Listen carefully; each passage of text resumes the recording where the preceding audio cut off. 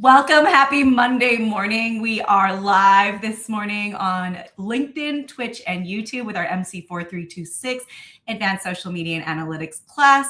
I am very excited to be here today because this has been one of my favorite teams to see growing throughout the semester. This is Agency 6, and they are bringing in hashtags for hope this morning, which is also one of my favorite subjects. So I'm really excited to be here.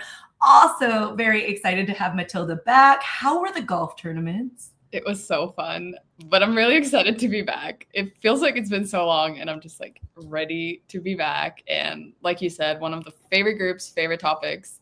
It's a great way to end our shows for sure. It's wonderful. Who's with you today? My needy cat, Annie. She's probably gonna pop in and out. Welcome, Annie. It's lovely to have you. And thank you to Matilda for helping me out last Wednesday. As many of you know, this show was rescheduled, and I really appreciate the flexibility of this team and Matilda. And we are ready to end with a bang. I'm so sad I missed the future of social because that's one of my favorite, but I did look over everyone's PowerPoints and lectures. So I'm super excited to be here one last time with all of you today. I'm going to pass it over to Agency 6, which I believe was going to be going to Megan. If you can introduce your team to us and let us know what you're going to be talking about. We are excited to hear your show. Hi, everyone. Thank you so much for joining us for the last live show of the semester. I can't believe the whole semester has already gone by. As the last group presenting, we are ending off on a positive note with our topic, hashtags for hope. There are a lot of scary things about the digital world, a lot of which we covered in class. Between AI taking over platforms and deepfakes impersonating people in power, there's a lot to be wary of. So we're going to restore your faith in humanity and talk about some of the ways the internet impacts the world for the better. Hashtags may seem superficial, but they can do a lot more than simply increasing engagement. Think about the last time you saw a hashtag that carried a real meaning. Maybe it was a statement about activism or a political claim, or maybe it was just something lighthearted and funny. Regardless, whatever hashtag is in your mind means that it stuck with you and made a real impact on the world, for better or for worse. Hashtags can be hopeful because they help people find community, identify and acknowledge issues, and share resources. However, hashtags can also be performative. People can use hashtags just to get views or to spread misinformation. As with most things, it's all about intention. Hashtag activism is only a catalyst for addressing issues in our society, so we are focusing on how they help people move from attention to action. My name is Megan, and I'll be discussing the hashtag MeToo movement later on in our show. Faith and Angel are going to cover our hot topics. Heather is going to discuss his article about hashtag BLM and hashtag Stop Asian Hate. And lastly, Javier will lead us off with a newsworthy topic.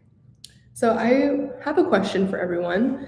What is one hashtag you remember seeing that felt like it was more than just a tool for boosting metrics online?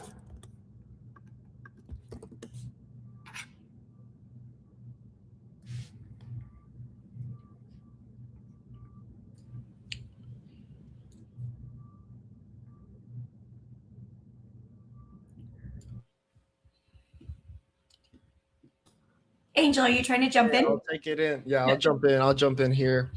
I'll go ahead and start with my hot topics. Hashtags are this. Oh, one second, Angel. We're not jumping off yet. I thought Megan had just asked this great question. What is one hashtag you remember seeing that felt like more than a tool that boosts metrics online? Yeah, do you have a hashtag that you remember? Hashtag that I remember probably is the protect our neighbors.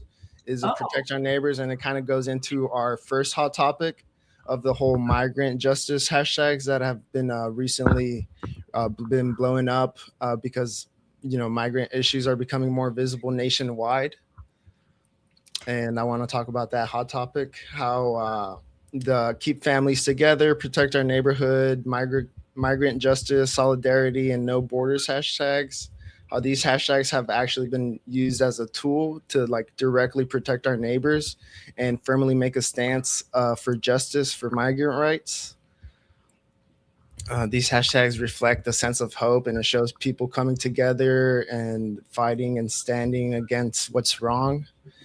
When local ICE raids increased in cities like Houston and Austin, San Antonio, these hashtags like Protect Our Neighbors became real-time warning systems.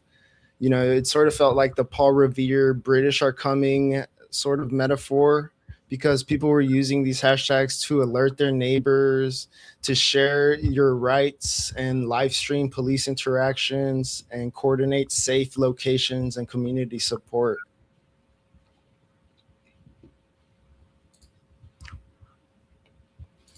Thank you, Angel. Anyone else? I talked about in class, like the ALS bucket challenge was huge. Like I remember seeing it all over, and that hashtag became like this connector for video as well. Anyone else here, Faith or? Well, I feel like there's been so many hashtags that I honestly like forget half of them, because half of them are actually performative, and it's, you know, for some nonsense that it's like, really, if you wanted to change something, you'd go out and do something in person. And like there's different hashtags like who's stealing my milk, for it was some kind of like racial cause, and just all these other crazy things. And you know, I think hashtags can be used to help inspire hope instead of, you know, spread bad messages. For me, I would say that the hashtag Black Lives Matter movement, I feel like that was very moving for me. I think that movement got me like more into wanting to learn more about politics and what's going on in the world. And it kind of created like a connection for everyone who was interested in following that and creating something like beyond themselves. Would you say, Faith, that movement wasn't just online though? Like I feel like all the really amazing movements, like they have an offline, online kind of element to them. Would you say that was true?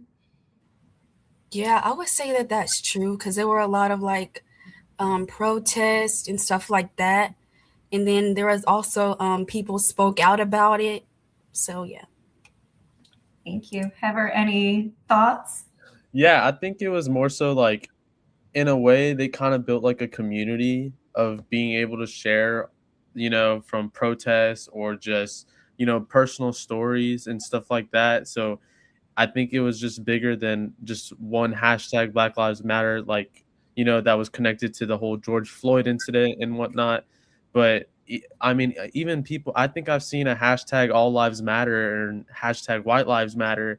And then it was just all connected to, you know, so many stories of just people just being mistreated or whatnot, and just their personal stories on how they handled situations like that. I think it's also good to note that BLM moved outside of the digital world. Like we saw that everywhere. It was on buildings, on, you know, posters. Like it became so much more than just a hashtag, which I think that's why it's one of the, like, a really good example for this topic, because it actually came to fruition to something more.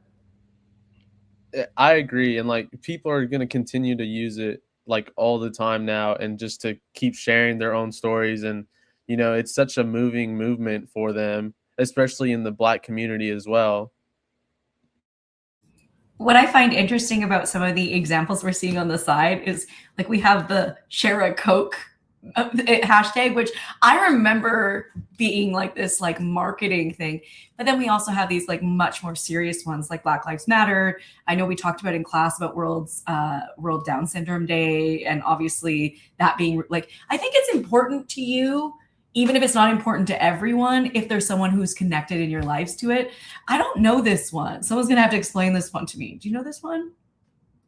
I think it's basically just like sharing hopeful things online, because there's so much doom and gloom and it can get really depressing. So it's just, you know, people sharing, like people doing things that are kind or just restoring your faith in humanity, stuff like that. Thanks for explaining that. Kayla also says one hashtag I remember seeing was the Me Too and Why I Stayed, because it created a community for many victims to share their story, get supported, and give hope to others. I think that's true. Like hashtags can connect people who have had similar experiences or want to fight a similar kind of cause. Yeah, and it's unfortunate because sometimes like the positive facing things, they don't get the traction with the algorithm. So, you share something positive like hashtag, help thy neighbor, and you help out an elderly person, mow their yard.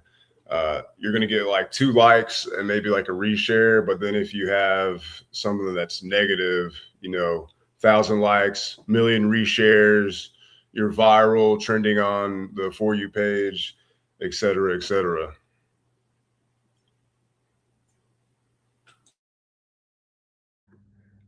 I think the Duno Van 3460s comment, hashtag dress, that really brought back some memories. I think it's Golden Black, personally, but That one blew up the internet. Oh, I thought it was brown and blue. Yeah, I completely forgot about that one. It kind of goes to show how these hashtags are like an archival tool, like this time capsule where you can always go back and like find these archives of these stories, of these real stories connected to these posts. He's incredulous. Well, Donovan, what do you think it was? I'm curious now. But kind of like how Angel said, I think it's so interesting how it's like hashtags were kind of made to be this thing to like be discovered, and like you could look up things with that, and you could find posts under hashtags and they would kind of group posts together. And then now it's become this like much bigger thing. I think it's really, really fascinating. Black and blue. What? Obviously. I guess we're bringing the controversy back. With the black and blue dress, I always thought it represented a larger philosophical question, and there's actually isn't a black or blue dress. It doesn't even exist. But that might just be me. I've definitely heard that before too, Javier. I've definitely heard that before.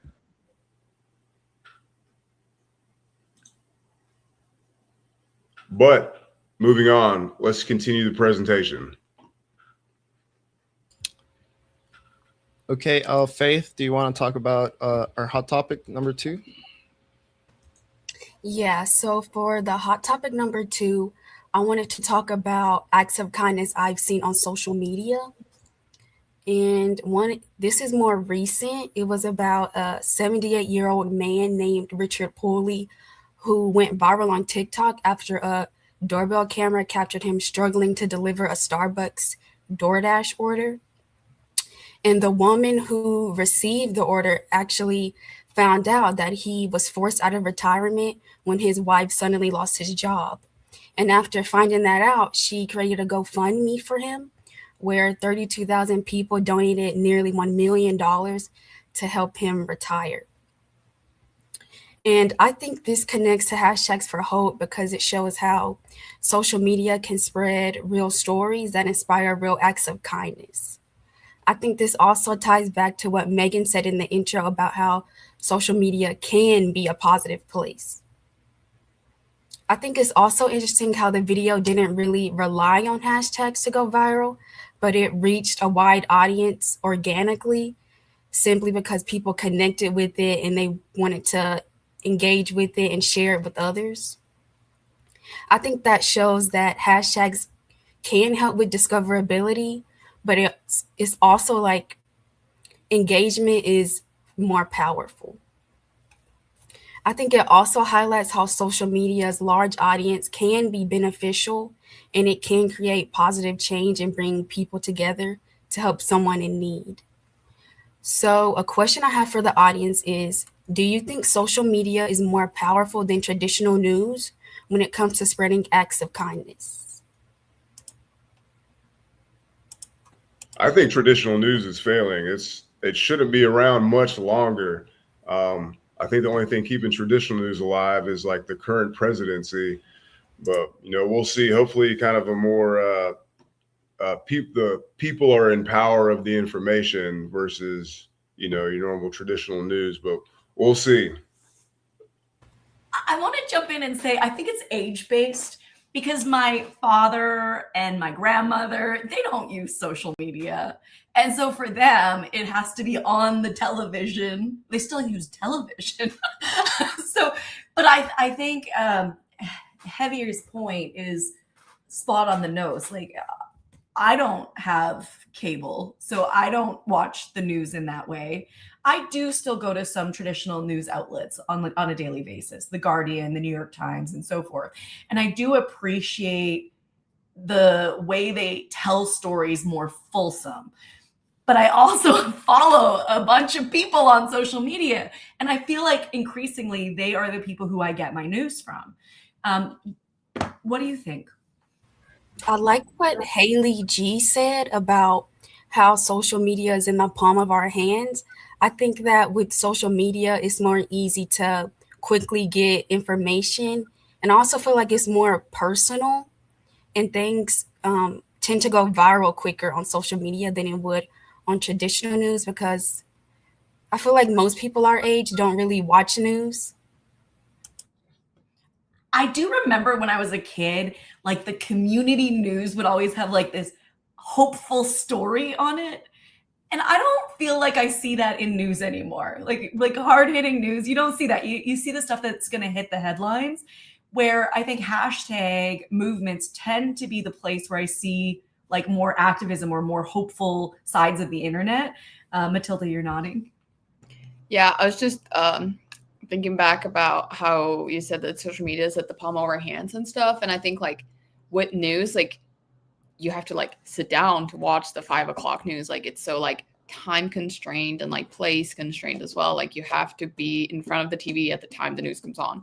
Obviously you can watch them afterwards now too, but like on social media, you can watch the news like when you're sitting on the bus or when you're waiting for something. Like you have such easy access, and you're not waiting to be in a certain place at a certain time to catch the news, which I think is why the younger generation loves getting their news from social media. So if traditional news was the gatekeeper of the past, does that make social media platforms, the likes of Peter Thiel and Mark Zuckerberg, the new gatekeepers of information? Oh yeah, it definitely does. Those people are vying for control of that new form of information. Peter Thiel and Mark Zuckerberg and even Jeff Bezos, they are seeing the dying of the old dynasty, and then they want to become the emperors of the next one. And I mean, they're going to try to censor stuff, and it doesn't matter what hashtag you come up with. Like eventually, it's not going to do anything, because they're going to have a death hold on that form of information. So those guys are definitely something to keep an eye on. It's not going to be, they won't be spreading, a lot of hope or awareness for hope if those people gain ultimate control of information. Anyone agree or disagree? I have a follow-up question, but I want to wait to ask it. Yeah, Megan. I'm going to pop in. I'm about to get my degree in journalism, so I need to protect it just a little bit. Might be a little biased, but I think we can see a real difference in social media news and actual news, because there's a code of ethics that journalists have to follow that aren't necessarily expected by people on social media, which I'm not saying people aren't saying truthful information on social media, but you never know. So I think there needs to be like a happy medium where news outlets can adapt to social media while still having, reporting good ethical journalism. That's just my take. I do think we are seeing that. Like a lot of traditional news is now also on TikTok and Instagram. We see a lot of traditional journalists now also taking on a role of a newsfluencer. And I think this crossover space can be done well, but like your point is absolutely taken. And I think that's why I still enjoy reading actual journalistic stories, because they have some weight to them and there's objective reporting, and they aren't just snippets, right? Did someone else want to jump in on this before I take my next question? Yes, I also. My bad. Don't mean to jump in front of you real quick. For the rest of the team, I'm curious, what is like the last journalistic story you actually remember that you read or saw that stuck with you and didn't just immediately get like erased from your mind in like the the millions of different news pieces that come out.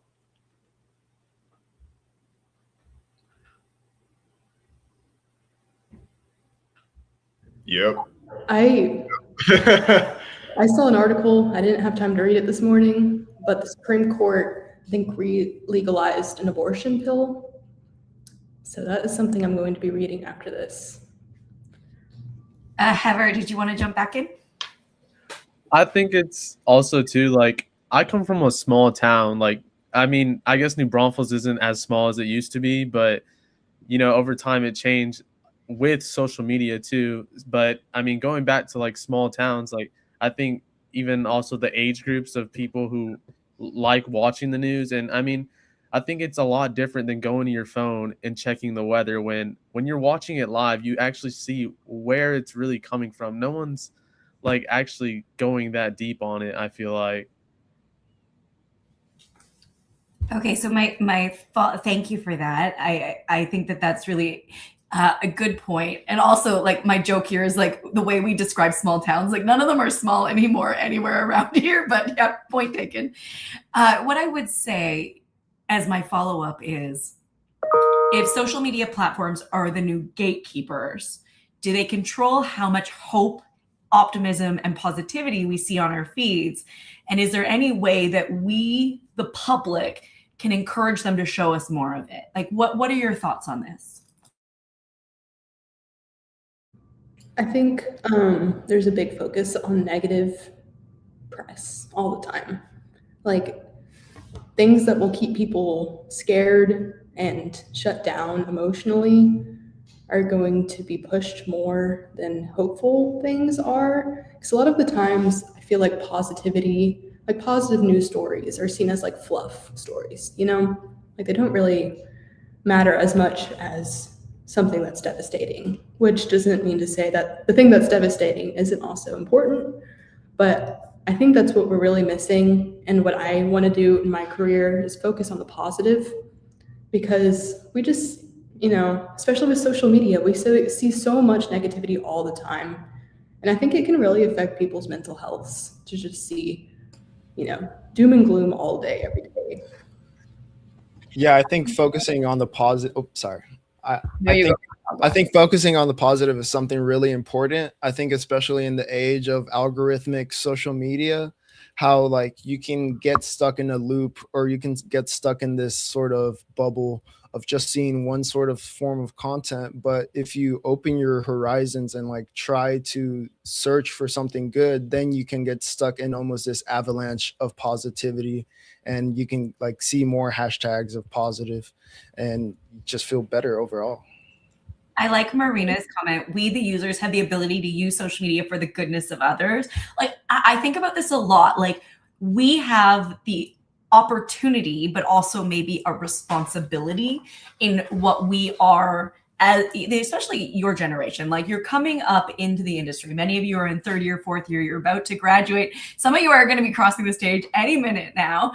And there's a responsibility about what we put on the internet and how we use the internet. But I also think of the way I use it, and I wonder if any of you do this as well. If I see something positive or even motivational, I am more inclined to hit the heart, because I just don't want my feeds flooded with negativity.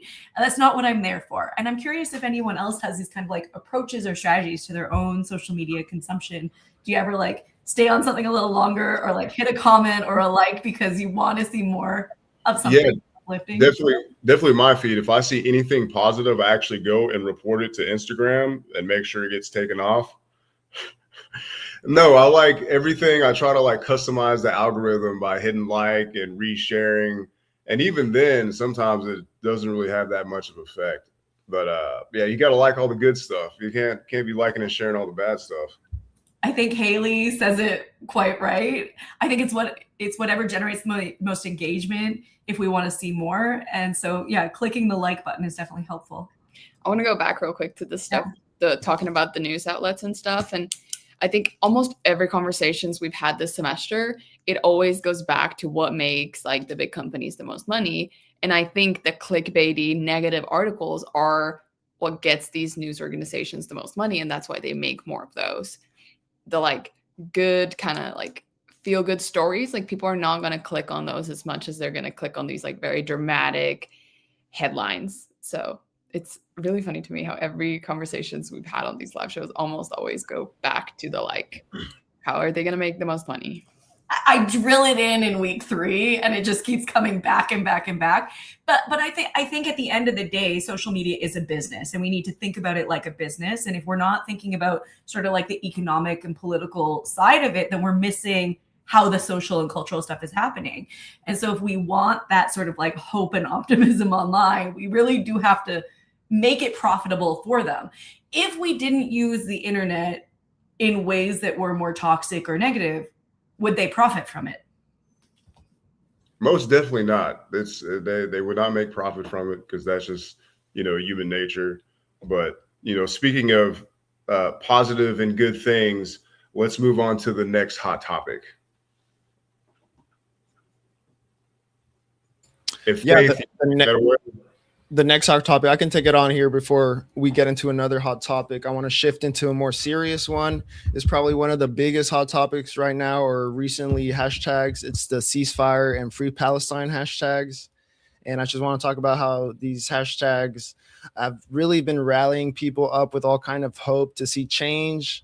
These issues are like spotlighting real stories that cause emotional call to action for people. These people are like actually, you can see examples of people actually standing up and making stands, mostly the youth making stands up at events. So you're seeing these hashtags actually unite people from across the world. And it's just another example, a really big example of where this global movement of uniting people and people wanting to see change and seeing that hope on your social media and wanting to do something and go out and take it beyond just a post and actually do something for that hashtag. And those hashtags definitely, it makes you need to take action, and it can help spread an awareness, which will in turn make a positive outcome if enough people know about what's going on. So that is an example, along with other ones, of for sure it can turn the snowball in the right direction. For sure. And a question I wanted to have, especially with that hashtag, was when you see those hashtags like Free Palestine, No Border hashtags everywhere, does it make you feel more connected or more divided, or do you feel more separated from people? I mean, with me, it's half and half. I feel more connected with the people that share the same viewpoint as me, and then people that don't, I feel even more disconnected. And that's kind of like the crazy split that we're seeing in a lot of people and a lot of things nowadays. I was going to say, it's so interesting because I think the more politicized a hashtag is, almost the more divisive it's becoming. And, you know, we're in this like incredibly polarizing state. So, you know, like I said in class, I guess last Monday, like we can use hashtags in that way, but we can also use them in productive ways. So, I mean, it can go in both directions. Whatever you can use for good, you can use on the other side of, and then whatever, you know, one person's view is, it can be obviously polarized. Yeah, for sure. I can see how the polarization sort of brings people at different ends of the spectrum and pins them almost against each other.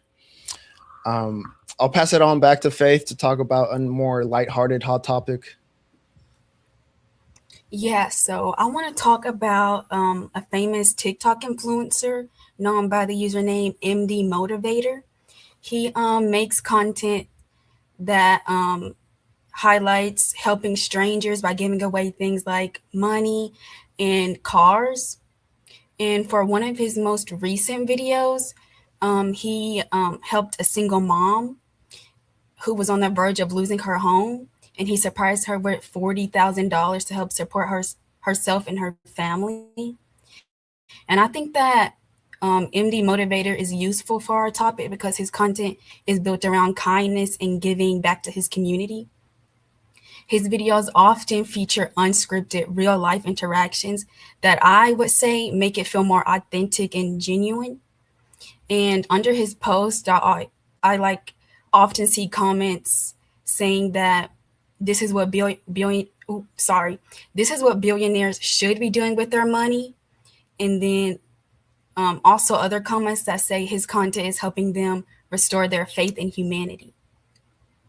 I think this kind of content can inspire people and remind them that social media is not only for arguing, comparing, or doom scrolling, but it can be used in a more meaningful way. And I think although kindness content is good, there's also a downside to it, because when kindness becomes content, we have to ask, who is the content really serving? Is it centered on people being helped, or is it centered on the creator and the views? So for hashtags for hope, this example shows that hope can spread online, but it can also be part of a performance. So for the last question for Hot Topics, I want to ask, when you see kindness content online, does it motivate you, or does it sometimes feel performative? I know the positive stuff feels performative if it's like somebody's vlogging and they're like, hey, we're going to buy this homeless person, 20 cheeseburgers and like some clothes and stuff. And they're recording the whole thing and they're kind of like making a joke of it, like kind of mocking the homeless person. That definitely is performative, even though it's technically a positive thing. Like, you can go help people out without recording it or making content. So all those kind of influencers that do that kind of stuff, like it's really fake about it. Like, it's all performative because it's positive and, they're doing it for the algorithm.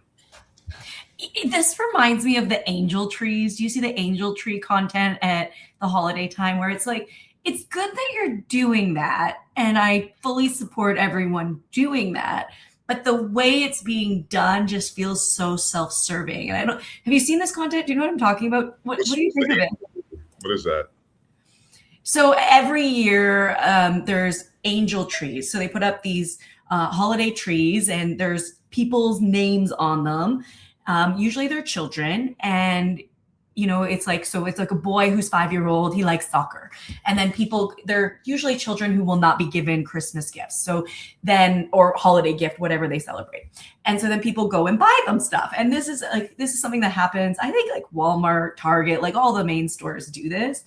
Am I describing this incorrectly? I mean, tell me if I'm wrong. But then you go and you pick a child who you will sponsor, and you like get all of their stuff, and then you give it back to the store. And then the store makes sure that it goes to that family. But like this last year, my feed was taken over by like exceedingly wealthy people just trying to outdo themselves. And I'm curious what people think about that trend. I wasn't even aware of the trend, but I can imagine like the super rich people are like, oh, okay, well, you'll get a Christmas tree and a Bentley, like just like it's a whole other thing. But no, I wasn't even aware of that trend. Yeah. Sorry. I would say that it was a bit performative for me. Like a lot of YouTubers I watched, they were doing it, and it was like, are they doing it because they like really care, or are they doing it because everyone else is doing it? I feel like 90% of the time is performative. Like, you're going around, you have 50 cameras strapped to your head. Like, it's not natural. It's not. And I think these people are helping at times, but it's like, I feel like acts of kindness mean a lot more when they're not publicized, in my opinion. I think though, what happened this year, I followed this angel tree like whole thing a lot during like the holidays. Me too. I do love the giving back. But yes, continue. But what kind of happened was like influencers were almost expected to do it. People were commenting on their photos if they did like hauls or whatever of what they're doing for holidays or something, and people were commenting like, oh, but what about the kids in the angel tree? Why are you not doing an angel tree and stuff like that? And then some of them were like, you don't know what I do off camera. And like, it was kind of like almost expected of them to like tell everybody what they're doing or if they're giving to charity and all this stuff, which I think is really interesting. And there's supposed to be like amounts on them, and some people took it too far, and people were like, well, what about the siblings? Like one sibling's going to get everything that can fit in your vehicle, and the other kid's going to get 2 things. So it just became this we're going to outdo each other as influencers situation. But we should all help people, especially, with the food bank and giving back. Like I think that's something that is good to do. And like originally when I first saw that content like a couple of years ago, I was like, oh, I love that. But now it's become this like expectation, as Matilda said. Hopefully next year, if they do the angel tree trend, it'll turn into like the kid, all the siblings, the cousins, baby daddy, baby mama, and then just go ahead and do like the next 3 generations. So just keep topping it off to see how many generations you can do Christmas tree for infinite time. It looks like we have some great people commenting. Imani says, I think the first people who started those trends were probably genuine, but now people do it because they recognize the engagement it provides on the socials. I think that's exactly it. Like I was watching this girl talk about Coachella, and she's like, Coachella is actually a nightmare now because all people are doing while they're there is filming themselves. So no one is in the moment enjoying it. Like it's actually better to enjoy Coachella when you're not there. And I think that's probably this as well. I think Coachella has been whack. That's just a waste of money. You're paying a bunch of money to go. Don't go to Coachella. Is there any other comments in the chat we should return to? I think Valerie Garcia's comment was really good. It sometimes feels performative, but at the same time, would you not say even if it is a performative act, they are still spreading the word to do something better? And I think absolutely, like, even if it is performative, there's no harm in them actually doing it. Like they're still making these kids happy for Christmas. So, That's what I was going to say. It might be performative, but some kids going to have the greatest Christmas of their life. They're going to remember it forever. Yeah. Right. Shall we move on to your article, Heather?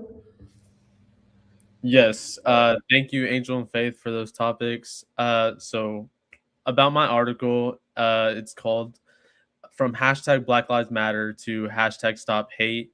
And it's pretty much like the title sounds really complicated, but it's pretty simple. It's just, talking about how it's just now turning into an agenda setting. And so it focuses on those 2 major hashtags, hashtag Black Lives Matter and hashtag Stop Asian Hate. But also, like, those hashtags are connected to racism, violence, protests, and, public pressure no matter what. But they're also not identical, those hashtags. So that's very important. But, it comes from different histories and different communities and, different cultures.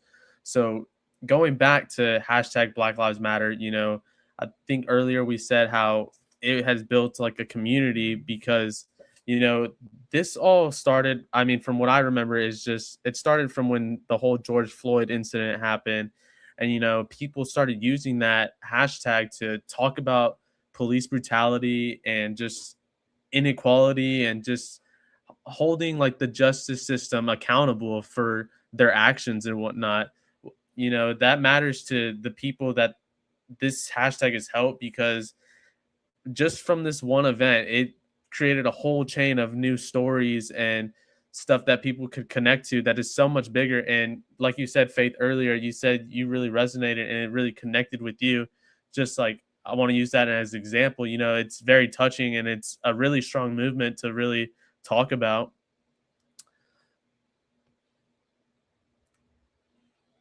So I also want to talk about the hashtag Stop Asian Hate, especially after this is just another thing against like violence against the Asian community. It also, I think there was these, like, in the article, they talk about these shootings in Atlanta in 2021 and, how that whole thing started. And it was all from just, they were very young as well, the people who were injured. And, it brought attention to anti-racism and especially for the Asian community. And, when they feel unsafe or ignored or misrepresented, like, they don't necessarily want to be around or be here. So that was a big part of the hashtag, like, for their movement, because hashtag Stop Asian Hate, they're wanting to share their stories of how they feel unseen and that they don't matter in this world, So I think when they were relating that to the hashtag, it's can erase different cultures or, you know, point of views on how they are seen and whatnot. So I think both hashtags have a lot of history, but it's also just about their culture and their community. And, you know, the easiest way to understand it is just how is social media influencing what people think is important? Because I think both hashtags are important in their own way. So instead of only asking, are people talking about racism? Like, how are people connecting to racism through this hashtag and through this hope, you know? So if you can just ask yourself, like, are they connecting it to, you know, hate crimes or protests? You know, like, what's the biggest or what's the most important hashtag, you know, to just post, you know, so it can create a network of ideas, you know, rather than it's just posted and it's like forgotten about, you said, you know, like how can it keep going and going, and how can we keep pushing it? So I want to ask this question: do hashtags actually help us understand the complex social issues, or do they oversimplify them? They obviously can do both. They can either make things worse or they can make things better, depending on who's reading them and how they're taking them. Yeah, I agree. And like with the whole George Floyd incident, you know, that those riots were insane and those protests were crazy. Like, you know, watching from the news or just on social media, you never really see the full story because it gets turned around in so many ways as to, you know, the African American culture is just lashing out for, you know, what's going on, or is it them actually saying like, no, like this is wrong and this is injustice and we need like this is the movement we want to share, you know? I definitely think the news sensationalizes stories like these. They really scandalize these stories and only show one side, and the hashtags really allow you to see a more in-depth picture of individual stories. I also think these hashtags are only going to have an impact positively if people are educated about it. Like, it's so easy to share a hashtag and not really know what it means and like the weight it holds. And that's when it can become very performative. And, you know, we saw this a lot in 2020. Like, I think about those TikToks of content creators who would draw BLM on their faces. And that was like the extent of their activism. So I think it all depends on the intentions behind the people sharing it. You know, and I think it's both probably. But I mean, in the case of Black Lives Matter, we were seeing firsthand violence in a way that we hadn't seen it before because of mobile devices. And so, like, originally, like the ability to circulate our own content live on the ground. I mean, obviously, we're in a different era now where like video can be made with AI and changed with AI. But at that time, this was kind of like citizen journalism. So I think people did know what they were trying to connect on and communicate. At least that was my take at the moment. Matilda, did you want to jump in? I noticed you were like clicking your. You're okay. I liked Amani's comment that they can be a gateway to understanding broader issue. It's definitely like, you know, the beginnings of getting educated on certain social issues in society.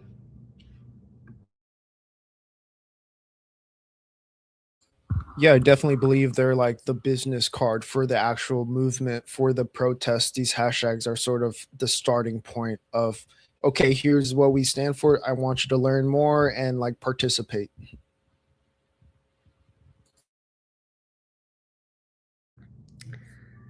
Okay. I want to touch on Ben's comment as well.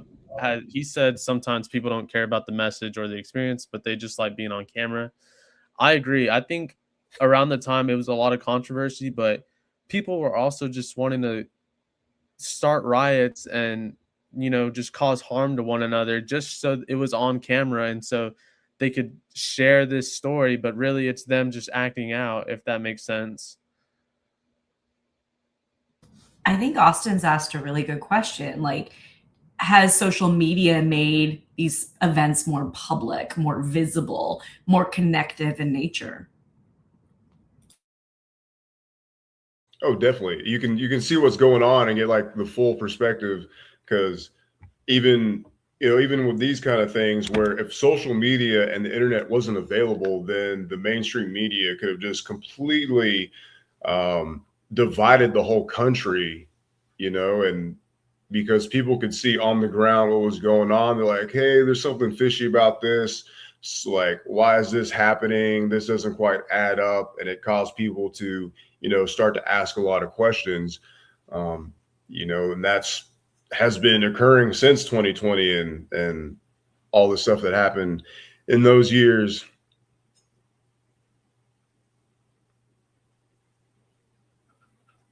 I think another question I want to ask as well is, what makes one hashtag movement last longer than the other?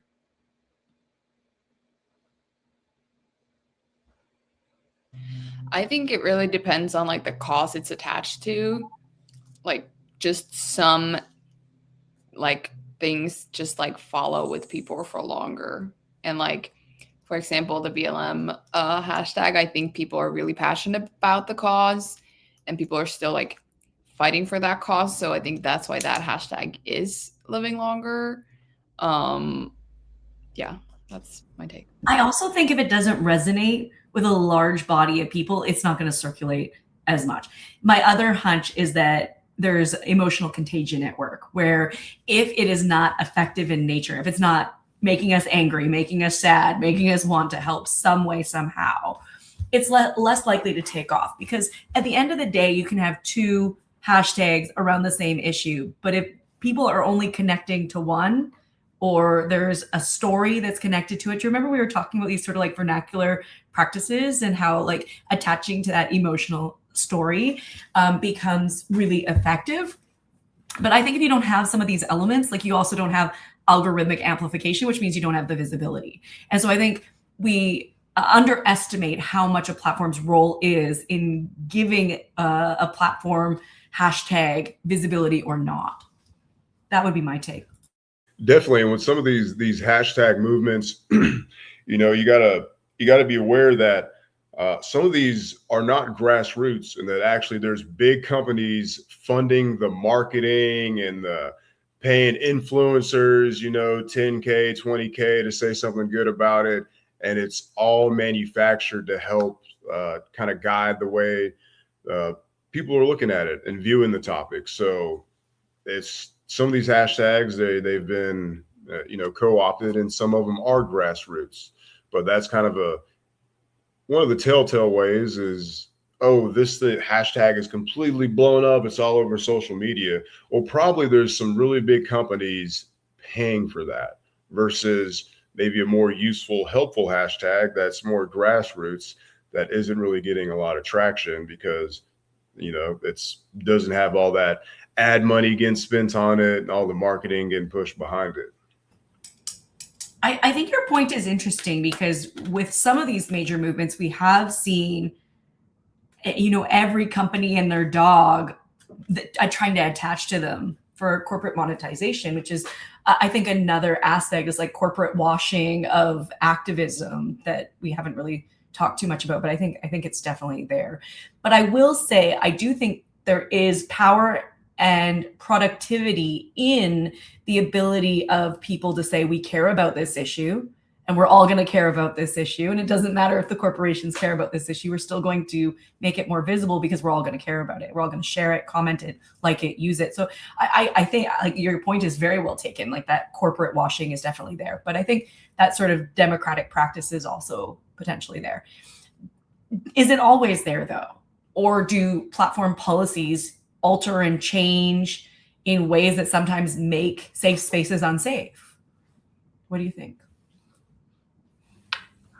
I think yes, because sometimes platforms can push certain content down. I don't know too much about like shadow banning, but I know that's a big thing where you kind of get censored on certain platforms. I think especially if it's a controversial topic, it might be harder to get visibility if you're talking about certain things, but that's how people get around that by doing a kind of shorthand language, which we see a lot, where you replace letters with numbers and stuff like that. So I think you can still definitely have conversations about it. This conversation kind of eases right into my article though, which is the evolution of #MeToo. It's a comparative analysis of vernacular practices over time and across languages. And this is by Caitlin Menendez and her colleagues. So the term Me Too was originally coined by African-American activist Tarana Burke in 2006, but it gained popularity in 2017 after actress Alyssa Milano, she posted a tweet rallying people to share their experience of sexual harassment following the Harvey Weinstein scandal. And as a result, 1.7 million Twitter users over 85 countries used the hashtag in the first 12 months of it trending. So this study involves how the hashtag evolved over a year, the first year that it went viral. And the authors also selected English, Mandarin, and German to explore how a hashtag can simultaneously retain a universalized message while equally having impacts on smaller, more localized communities. And one of the important concepts in this article is platform vernacular, which basically means that when a hashtag moves across different platforms and languages and cultures, the original concept of the movement may change over time. So as this hashtag traveled throughout the world, it eventually moved away from being just about personal disclosures of sexual violence toward connecting the movement to broader political structures.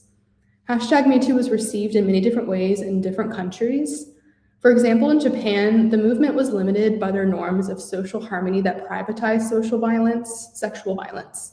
And in comparison, South Korea's flourishing landscape of feminist activism encouraged women to speak out about their experiences. So with these examples, we can see that the local remains highly relevant to digitally mediated activism. There were also three main findings about the hashtag MeToo movement in this article. The first and most prominent practice is spotlighting, which is basically when a person shares information or an experience with their followers. And this also works to frame how conversations occur on the platform by elevating certain content. So for example, many of the early posts with hashtag MeToo were bringing attention to accusations of sexual violence against high-profile individuals, like American TV personality Sean Hannity. And we can also see differences in the spotlighting through different languages. So Mandarin tweets spotlighted issues of state censorship, and German tweets were focusing on the racializing discourse of the refugee crisis that was happening at the time. And English tweets consisted mostly of American-centric discussions of the midterm election and Donald Trump. And the next finding was the practice of interconnectivity, which involves establishing connections between hashtag MeToo and real life, often local contexts. This went beyond sharing personal experiences and sought to expose sexual violence across cultural spaces by steering the movement towards specific communities. Hashtag MeToo is also linked to a high-profile court case. I remember hearing about this in the news at the time, and I'm sure many of y'all do as well. But US gymnastics doctor Larry Nassar had his trial weeks after the hashtag went viral. He was tried and convicted of sexually assaulting hundreds of young girls and women over the course of 30 years. The hearings in 2018 allowed over 160 survivors to speak against him, and it was a powerful turning point for the movement. And this was one of the many ways that the Me Too movement spoke to larger issues of rape culture by exposing how victims and survivors of sexual assault were not listened to. And the last finding was about meta-discourse. This focuses users' attention on the bigger picture of what hashtag MeToo actually means and what it's accomplished. This included discussions about how the movement emerged and its effects on various aspects of society and culture. So for example, tweets reflected on how the movement evolved over time and how poorly sexual violence survivors had been treated in the media and continue to be disbelieved. And the public also began to connect broad systems of oppression to sexual violence, like patriarchy, xenophobia, homophobia, and racism. So hashtag activism also always has the potential to be hijacked.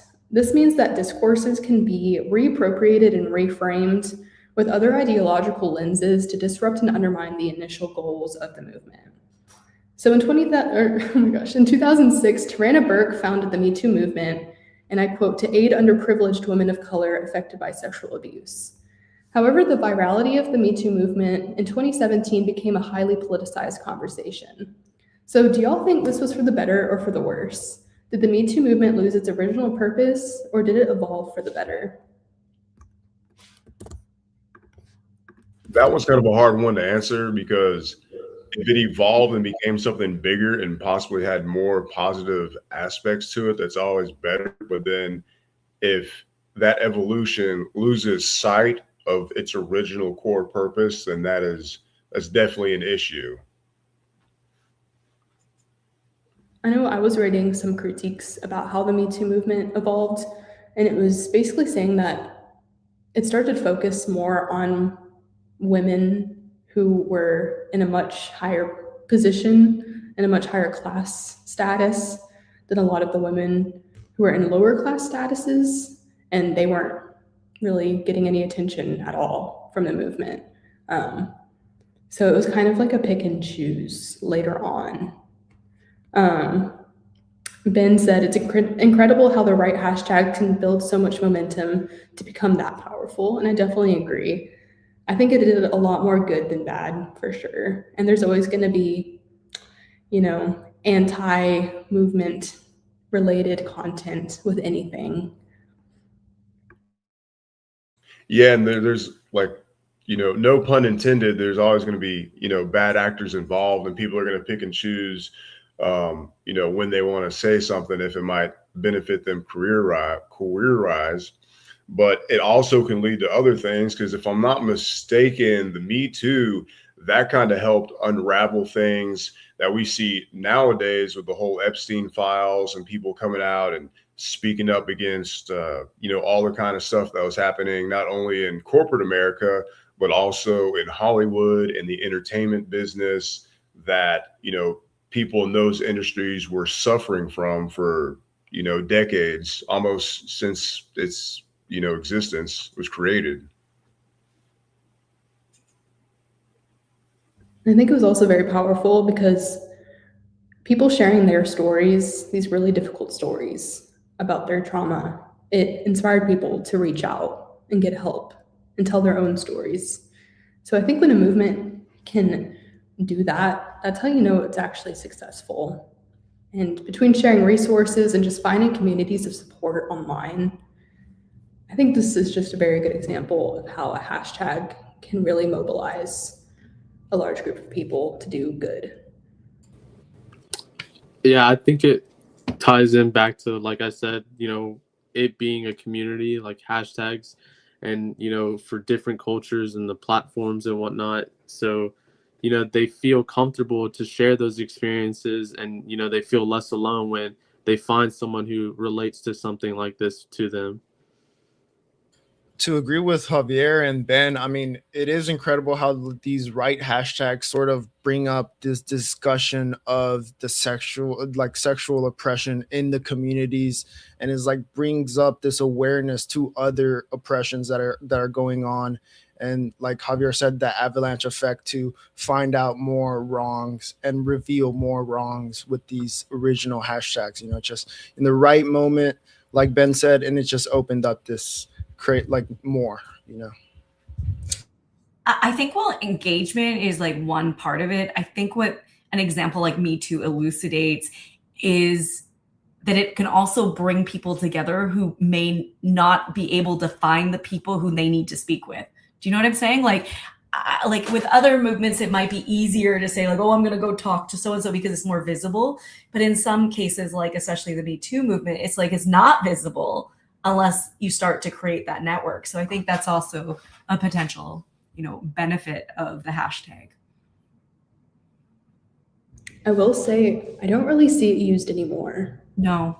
Which is kind of sad. And actually, we had some interesting comments. Izzy here says, I think it's lost its purpose. And I would agree with that. I think when it was first being used, it was more of a connective hashtag. And now it's more, maybe we go back to that word performative, a performative platform vernacular at this point. But I also think they can gain traction, lose traction, gain it again. There's a cycle. Yeah, and the way Megan said how it sort of became only for this certain type of people, it sort of like almost got gentrified and then lost its purpose of who it was trying to communicate with, the people at the bottom, not these elites that are only using this or something. It, And I don't know if y'all noticed, but I noticed not necessarily just online, but like just like out in the real world, a lot of people were using it to make fun of the movement. Kind of like people were using it like, oh yeah, me too. Like mocking the people who were using the hashtag. And I wonder if that like pushed people back from using it as well. I think it They're probably, doing that. That's crazy. yeah, I think it definitely did not help at all. Because I feel like it became more about pointing fingers than actually helping people. I think that's where it went wrong.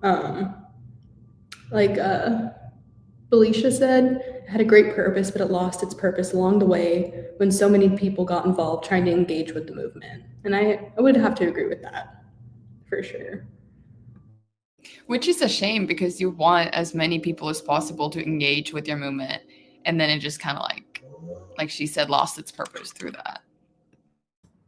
Is it that it lost its purpose? And I'm thinking like more widely of movements. Like they have their moment and then they seem to kind of fall and fade.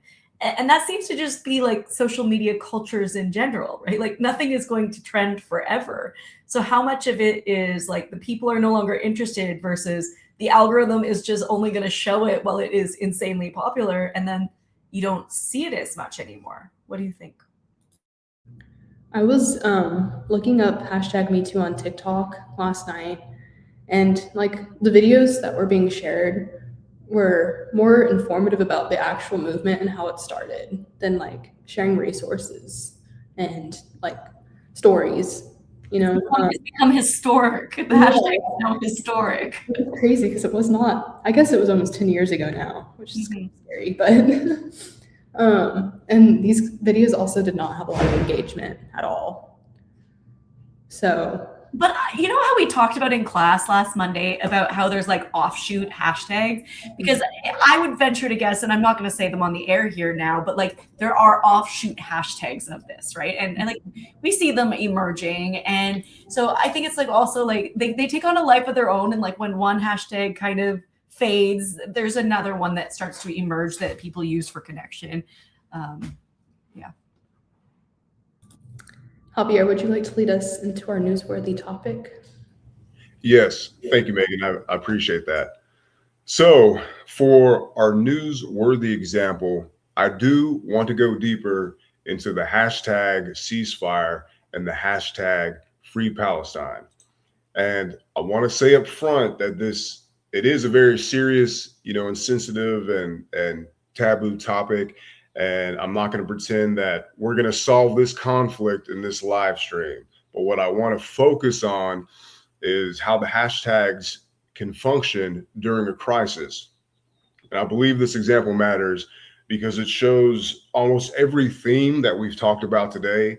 That's, visibility, emotion, activism, misinformation, platform power, and just the gap between, posting and the actual action. And these kind of hashtags and similar hashtags, they matter. Hashtag ceasefire, hashtag free Palestine. They're used by people who want to call attention to suffering, war, displacement, human rights, political pressure, and the international response. These, for many people, these hashtags, they're not casual. They're a way of saying, hey, this deserves attention. Pay attention to this. And it's a way for them to participate, and because some people, they're physically far away from the actual crisis. A person, they might not be able to attend a protest or speak to a policymaker or directly help someone on the ground, but they can post, they can share resources and try to push information out into their own personal network. And that's why hashtags like these become so emotionally powerful during crisis, is they make people feel like they're not completely passive and that they can do something about it. But the visibility, it is an action, but it's not the only action. And the tricky part is that the visibility can be both meaningful and limited, because visibility can matter, but that's if no one's talking about the issue, and if that's happening, it's easier for institutions to completely ignore it. But if millions of people are talking about it and the whole planet is waking up to it, then that changes the entire thing. It puts the pressure on the institutions. But visibility isn't the same as understanding, and it's definitely not the same as direct help. And this is kind of like the fine line we've been walking this whole show. A hashtag, it could open the door, but people still have to walk through it. So with these hashtags like hashtag ceasefire and free Palestine, the strongest posts are usually the ones that kind of do more than signal an opinion. It might include, donation links, protest meetup information, accurate historical context, or ways to, contact the correct representatives. And that's when posting and sharing a hashtag becomes more useful. It gives people a next step. Because with these platforms, that's what hashtags exist on, is these social media platforms. It shows us how much power that these platforms have, because, people often think if enough people post a hashtag, everyone will see it. But that's just not how these platforms work. It's the algorithms that decide what gets recommended, and then the platforms decide what's get flagged, and then like the content and admin moderators, they decide what gets restricted, and then the users themselves decide what they share. But ultimately it's these platforms that shape what becomes visible. So if the hashtags are tools for visibility, we have to ask who controls that visibility. And that question matters, because people may believe they are participating in some sort of like open public discussion or conversation, but the platform is still organizing and deciding what gets seen and what get buried, like, or shadow banned or not talked about at all. And topics like these, they show why media literacy matters, because during big, fast moving crises, people, they repost quickly because they feel angry or sad, or they have like this urgency, it's a normal human reaction. But it can also be risky, because if you're sharing old videos as if they're new, images, they can be taken out of context. They might not even be real. It could just be an AI image and just be a complete lie. And captions that can be convincing, they might show quote unquote evidence without real evidence to support it. So like if someone wants to use hashtags responsibly, they should probably slow down before they repost it. And, a simple rule you could follow is, hey, check the source, check the date, check rather a credible news outlet or organization has verified the claim. And then even with that, credible, put that in quotations, because these credible outlets, you need to see who they're getting money from, and where they're deciding to spend that money. Because if you're taking money from people and then you're putting certain stories out, you're not really credible. But all that being said, that doesn't mean that people should be silent about anything that they're passionate about. It just means that the responsibility is higher when the stakes are much higher. And this all kind of connects. This connects directly back to Javar's article, because the hashtag ceasefire, and hashtag Free Palestine are examples, of things like agenda setting and pushing certain issues into public attention, and then connect them to other ideas like human rights, protest, policy, personal and cultural grief, and also solidarity. And it also connects to Megan's hashtag #MeToo article, because these global hashtags, they don't necessarily mean the exact same thing to everyone. And, people can use them from different locations, political positions, or different, personal experiences. So the same hashtag, it can carry different meanings depending on who's using it and why. But, a question that I will give to, the chat is during these extreme crises, can a hashtag either completely erode the credibility of what the hashtag's about, or can it help solidify and make it more concrete and trustworthy? I think the more often you see something online, the more you remember it. So just, it's like, even bad press is good press, because you're still getting visibility out there. So I think no matter how people take a certain movement, it's still good that it's getting out there for people to see. For sure. I definitely agree with Megan. I think the more it's propagated, the more you see it out there, the more credible it's going to become, the more examples you're going to have of seeing it. So the more you're going to believe it and learn more and want to learn more.